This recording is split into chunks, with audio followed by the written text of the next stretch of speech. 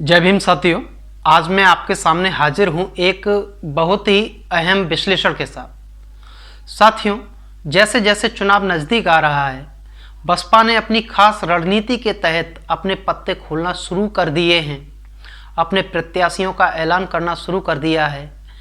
तब से कुछ बसपा विरोधी लोग बसपा के खिलाफ अफवाह फैलाने की एक खास मुहिम छेड़े हुए हैं। स्थिति यह है कि मंडल गैंग के ये सदस्य ऐसे सक्रिय हो गए हैं जैसे बरसात में मेंढक, जो टर टर करने लगते हैं। बात कुछ ऐसी है कि बसपा के खिलाफ अफवाहें तो पहले भी उड़ती रही हैं, लेकिन इंडिया गठबंधन के गठन के समय से बसपा के खिलाफ इन अफवाहों का एक विशेष दौर चला आ रहा है।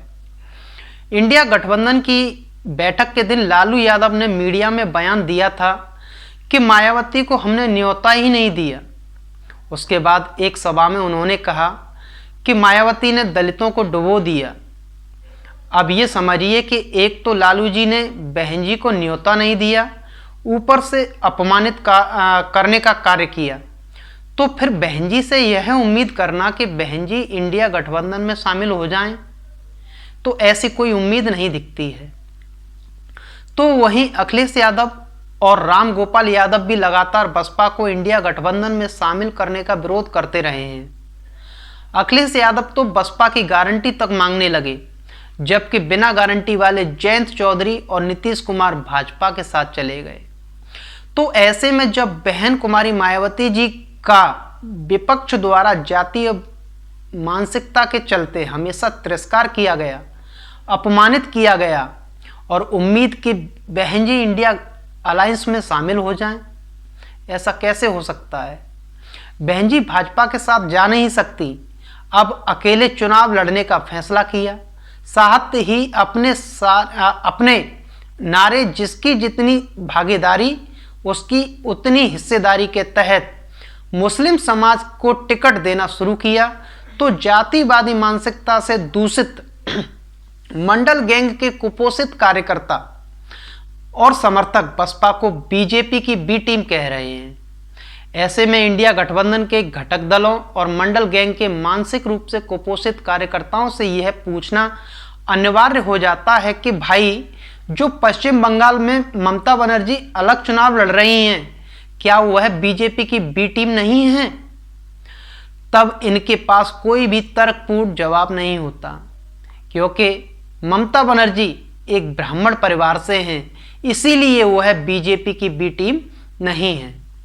दूसरी बात यह है कि ये मानसिक रूप से कुपोषित कार्यकर्ता दलितों का वोट सपा गठबंधन को ट्रांसफर कराने की फिराक में हैं, या यह कह लीजिए कि दलितों को भ्रमित कर सपा के पाले में ले जाना चाहते हैं, जिस सपा ने अपनी सत्ता के दौरान दलितों पर कहर ढाया।